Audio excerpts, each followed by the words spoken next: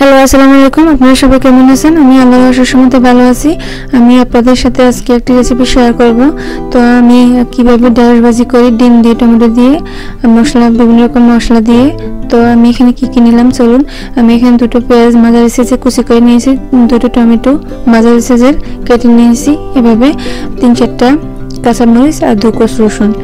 আর এখানে নিলাম লবণ স্বাদ মতো, ধনিয়া জিরা গুঁড়ো হাফ চা চামচ, মরিচ গুঁড়ো হাফ চা চামচ, হলুদ গুঁড়ো হাফ চা চামচ। আর নিয়েছি এখানে সেসামি অয়েল, এটা চাইনিজ অয়েল, এটা খেতে অনেক মজা লাগে ভাজির মধ্যে। তো আমি এটা 1 টেবিল স্পুন ইউজ করব। আর এখানে নিলাম হাফ কেজি ঢেঁড়স, এটা আমি ধুয়ে কুটে রেখেছি পানি জড়িয়ে। তো আমি এই সাইজ মাঝারি সাইজ করে কেটে নিয়েছি।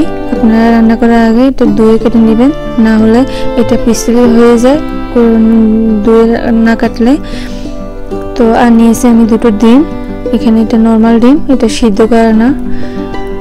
তো চলুন আমি এখন পাইপ্যান দিয়ে দিলাম। আমার পাইপ্যান গরম হয়ে গেছে, আমি এখন তেল দিয়ে দিব। 2 টেবিল স্পুন তেল দিয়ে দিয়েছি, আমি বেশি তেল ইউজ করি না ভাজিতে। তো এখন দিয়ে দিব রসুন। রসুন একটু ব্রাউন হয়ে আসলে দিয়ে দিব কাঁচামরিচ। তো কাঁচামরিচ একটু ভাজা হয়ে আসলে আমি দিয়ে দিব পেঁয়াজ। এখন পেঁয়াজ, কাঁচামরিচ আর রসুন একসাথে মিক্স হওয়ার পর এখন দিয়ে দিব লবণ, আপনার স্বাদ মতো লবণ দিয়ে দিবেন। এখন আমি দিয়ে দিব টমেটো।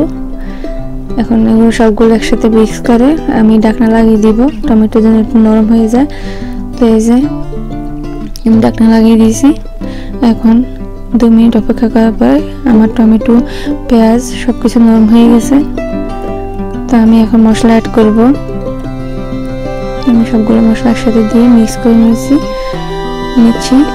তো এখন দিয়ে দিব ঢেঁড়স, এটা ভালো করে নেড়ে মশলা মিক্স করতে হবে। ভালো করে মশলা মিক্স করার পরে আমি এখন সেসামি অয়েল দিয়ে দিচ্ছি, 1 টেবিল স্পুন সেসামি অয়েল দিয়ে আবার ভালো করে মিক্স করে নিব। তো আমি ঢাকনা লাগিয়ে দিয়েছি। এই যে দেখুন আমার ঢেঁড়স সিদ্ধ হয়ে গেছে। তো আমি এখন এটা এক সাইডে নেড়ে এক সাইডে রেখে আমি পাশে ডিম দিয়ে দিব। তো আমি 2টো ডিম দিয়ে দিচ্ছি, আপনারা চাইলে এটা ভেঙে দিতে পারেন, আমি আস্ত দিলাম। এই যে আমি এখন উপর দিয়ে একটু লবণ দিয়ে দিব ডিমের উপর দিয়ে। তো আমার এখন ঢাকনা লাগিয়ে দিচ্ছি, কিছুক্ষণ অপেক্ষা করতে হবে। এই যে দেখুন আমার ডিম ঢেঁড়স একসাথে সিদ্ধ হয়ে গেছে আর আমার ঢেঁড়সের কালারটা অনেক সুন্দর হয়েছে। এই যে আমার পুরোপুরি রান্না রেডি। আমি এখানে ডিম দুটো একসাথে হয়ে যাওয়ার কারণে আমি মাঝখান দিয়ে কেটে দিয়েছি। তো আমার রান্না শেষ, এখন আমি ধনিয়া পাতা দিয়ে দিব। আমি বেশি ধনিয়া পাতা খাই না, অল্প দিয়ে দিয়েছি গ্রানের জন্য। তো এই যে দেখুন কাছ থেকে দেখাচ্ছি আমার কতটা ইয়ামি হয়েছে আমার ঢেঁড়স ভাজি। আপনারা একবার ট্রাই করে দেখবেন, আসলে অনেক মজা হয় এভাবে রান্না করলে। টমেটো দিয়ে, ডিম দিয়ে আমরা সাধারণত রেগুলারভাবে ঢেঁড়স ভাজি করে থাকি, এভাবে একবার হলো ট্রাই করে দেখবেন। আর কালারটা অনেক সুন্দর হয়েছে না? আমি এটা একটা টিপস বলতেছি আপনাদেরকে, ঢেঁড়স বা যে কোনো সবজি রান্না করার আগ দিয়ে, সিদ্ধ হওয়ার আগে দিয়ে, ঢাকনা লাগানোর আগে আপনারা ভালো করে ভেজে নেবেন বা রান্না করে নেবেন, তারপর ঢাকনা লাগিয়ে দিবেন। রান্নার শুরুতে ঢাকনা লাগিয়ে দিলে যে কোনো সবজির কালচে হয়ে যায়। তো আপনারা এই কাজটি করবেন, তাহলে সবজির রং সুন্দর থাকে। তো আমি এখন বিদায় নেওয়ার পালা। আমি যাওয়ার আগে বলছি প্লিজ আমার চ্যানেলটি সাবস্ক্রাইব করবেন, পাশে থাকা বেল আইকন ক্লিক করে দিবেন।